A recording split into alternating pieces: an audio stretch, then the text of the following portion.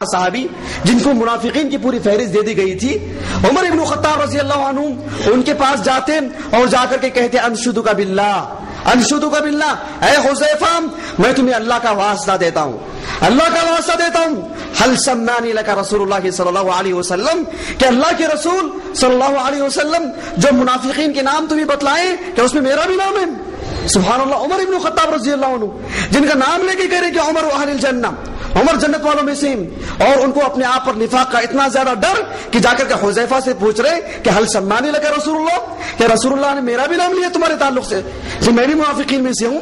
اتنا ڈر تھا ان کو اپنے آپ پر۔ تو اس اعتبار سے ہر مسلمان کو نفاق کے سلسلے میں اپنے نفس پر ڈرنا چاہیے، اپنی ذات پر ڈرنا چاہیے۔ ہاں آپ کا کوئی بیٹا، آپ کی بیوی ہے جس پہ آپ کا اپنا کنٹرول ہے، وہ نماز فجر سے جی چھڑاتے ہیں، آپ ان کو بولیے دیکھو یہ نفاق ہے، اس لیے کہ آپ کا کنٹرول ہے ان کے اوپر، آپ خاموش رہیں گے، ہو سکتا ہے آپ بھی اس کے وبال میں چلے جائیں، اس کا وبال آپ پر آئے گا، آپ بھی پکڑے جائیں گے۔ لیکن جو ہے آنے والے سارے مسلمانوں پر جس کو دیکھتے ہوں کہ وہ آج نظر نہیں آیا، اس کو ہم منافق کا حکم لگا دیں، کوئی جھوٹ بول دیا ہاں یہ منافق ہو گیا، کوئی دھوکہ دے دیا یہ منافق ہو گیا۔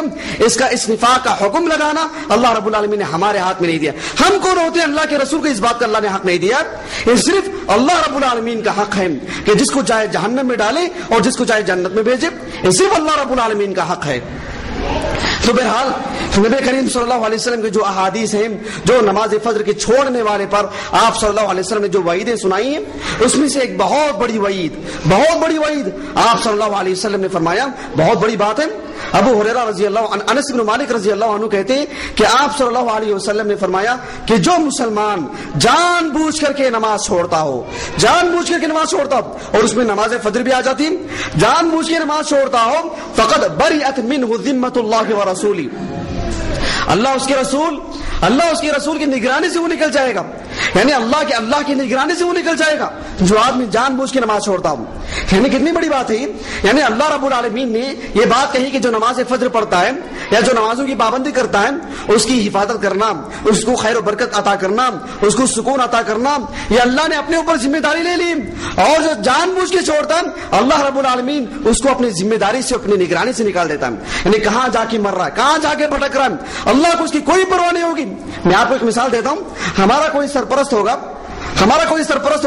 وہ یہ کہتا ہو جو ہم کو جو تعلیم دے رہا ہو، ہم کو جو پڑھا رہا ہو، ہمارا جو باپ ہوتا ہے ہم کو جو جہاں پڑھا رہا ہے، اور ہمارا باپ ہم سے یہ کہے کہ دیکھو اگر تم اچھے سے پڑھو گے تو تمہارا پورا خرچہ میں برداشت کروں گا، اگر تم نہیں پڑھو گے ادھر ادھر گھومتے رہو گے تو پھر تو ایک پیسہ بھی تم کو نہیں ملے گا۔ ویسے اللہ کے رسول صلی اللہ علیہ وسلم نے فرمایا جو جان بوجھ کے نماز چھوڑتا ہے اللہ کی وہ نگرانی سے نکل جائے گا، وہ کیسے ہو، اس کی حالت کیا ہے، وہ کہاں بھٹک رہا ہے، اس کے اوپر کیا آفت آ رہی، اللہ کو اس کی کوئی پرواہ نہیں ہوگی، اس لیے کہ وہ اللہ سبحانہ و تعالیٰ کی نگرانی سے نکل چکا ہے۔ جس طریقے سے ہم کمپنی میں کوئی چیز خریدنے کے لیے جاتے ہو اور یہ کہتا ہو کہ دیکھو آپ یہ چیز لے کر کے جائیے اور ایک سال کے اندر کوئی چیز اس میں خراب آ جائے تو پورا خرچہ ہم اٹھائیں گے، ہم اس کی اصلاح کریں گے، ایک سال کے بعد آ جائیں، اس کے بعد یہ ٹوٹ جائے، پھوٹ جائے، کچھ خراب ہو جائے، اس کے اندر فساد ہو جائے، پھر تو ہم اس کے جو ذمہ دار نہیں ہوں گے۔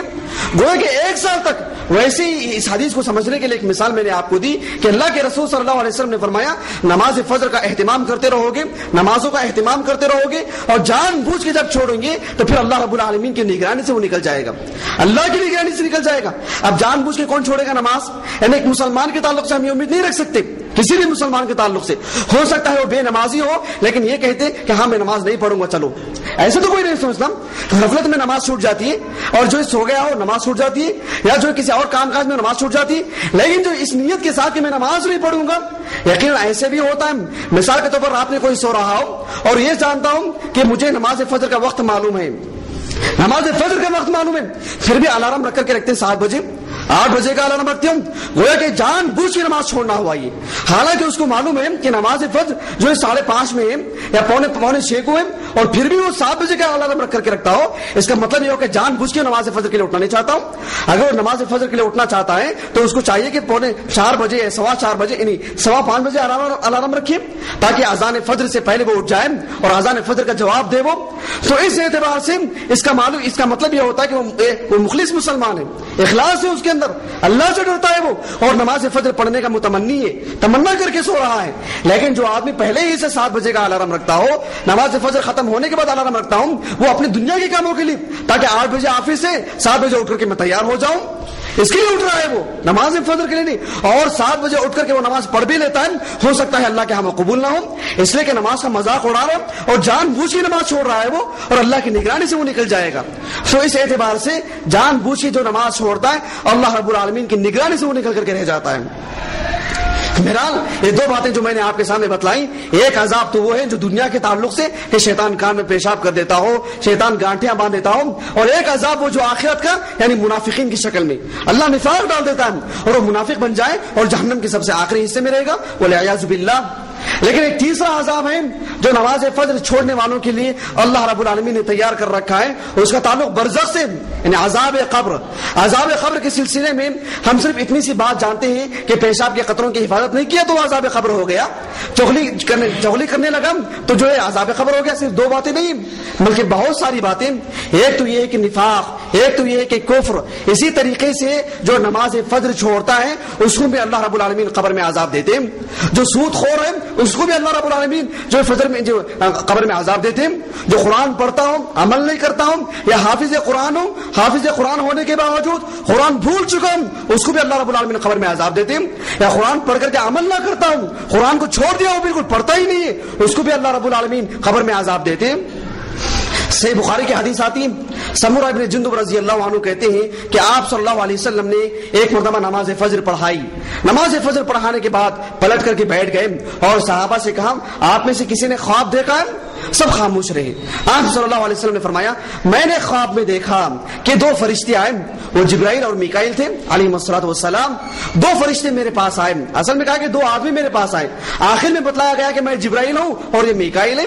تو 2 آدمی میرے پاس آئے اور آ کر کے مجھے لے جانے لگے. ایک بہت بڑا پہاڑ تھا, پہاڑ پر مجھے لے گئے اور میں نے بہت سارے مناظر دیکھے. وقت کی کمی کی وجہ سے صرف ہمارے عنوان سے جو تعلق ہے وہ بات میں آپ کے سامنے رکھ دیتا ہوں. آپ صلی اللہ علیہ وسلم نے فرمایا مجھے ایسے ہی لے جایا گیا. میں نے دیکھا کہ ایک آدمی لیٹا ہوا ہے, ایک آدمی لیٹا ہوا ہے اور ایک آدمی اس کے سرانے کھڑا ہوا ہے. میں نے دیکھا کہ ایک بہت بڑا پتھر جو آدمی کھڑا ہوا ہے وہ لے کے آ رہا ہے اور اس کے سر پہ ڈال رہا ہے. فیضلغ رأسہ بالحجر, اور اس کے سر کو ٹکڑے ٹکڑے کر دے رہا ہے, اس کے سر کو پھوڑ دے رہا. اتنا بڑا پتھر اس کے سر پہ ڈال رہا اور وہ پتھر جا کر کے اتنی دور جا کے پڑ جا رہا. پھر وہ آدمی بھاگتے ہوئے جا رہا ہے پتھر لانے کے لیے, اور پھر جیسے ہی پتھر لے کر کے آتا ہے اس کے سر کو اللہ رب العالمین صحیح سالم کر دیتا ہے, بالکل صحیح ہو جاتا ہے اس کا سر. پھر وہ اتنا بڑا پتھر اس کے سر پہ ڈالتا ہے اور برابر ایسے ہی ہوتے جا رہا ہے. نبی کریم صلی اللہ علیہ وسلم نے کہا سبحان اللہ ما ہذان, ارے اللہ سبحان اللہ, یہ 2 آدمی کون ہیں, کیا ماجرا, کیا یہ کیوں لیٹا ہوا ہے, یہ کیوں کھڑا ہوا, پتھر کیوں ڈال رہا ہے اس کے اوپر. وہ فرشتوں نے کہا کہ آگے بڑھو, ہم آپ کو اور بہت سارے مناظر دکھا رہے. آپ صلی اللہ علیہ وسلم آگے بڑھے. پھر اس کے بعد پورے مناظر دیکھ لینے کے بعد فرشتوں نے آپ صلی اللہ علیہ وسلم سے کہا کہ میں جبرائیل ہوں اور یہ میکائیل ہیں, ہم اللہ رب العالمین کی جانب سے یہ مناظر آپ کو دکھلانے کے لیے آئے ہیں. جو عذاب قبر ہے وہ اس لیے کہ عذاب دیا جا رہا ہے, ایسے نہیں کہ عذاب دیا جائے گا بلکہ عذاب دیا جا رہا ہے اور عذاب قبر ہے وہ. سبحان اللہ. آپ صلی اللہ علیہ وسلم نے کہا کہ اس آدمی کو کیوں عذاب دیا جا رہا ہے, کیوں تکلیف دی جا رہی ہے. فرشتوں نے کہا کہ یہ وہ آدمی ہے کہ یأخذ القرآن فیرفضه, اس نے تو سب سے پہلے قرآن لیا. قرآن لینے کے معنی میں اہل علم نے بہت سارے باتیں کہیں. ایک تو بات یہ کہ وہ حافظ قرآن لیکن قرآن بھول گیا. دوسرا معنی یہ کہ قرآن پڑھتا تھا اور ایسے چھوڑ دیا اس کو.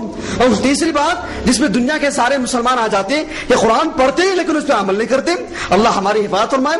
تو یہ تینوں معنی اس کے اندر لے گئے. اس وجہ سے اس آدمی کو تکلیف دی جا رہی, اتنا بڑا عذاب دیا جا رہا ہے.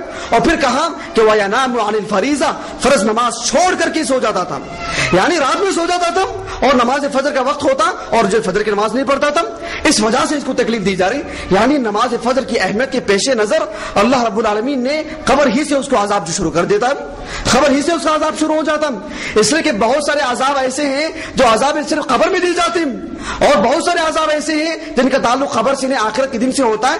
لیکن اہمیت کے پیش نظر بہت سارے برائیوں کی سزا قبر ہی سے شروع ہو جاتی. تو نماز فجر کو چھوڑ دینا, فجر کی نماز نہ پڑھنا, یہ اتنا بڑا جرم ہے, اتنا بڑا جرم ہے. جیسے ہی اس کی موت ہوئی وہیں سے اس کا عذاب شروع ہو جاتا ہے. وہیں سے اس کا عذاب شروع ہو جاتا.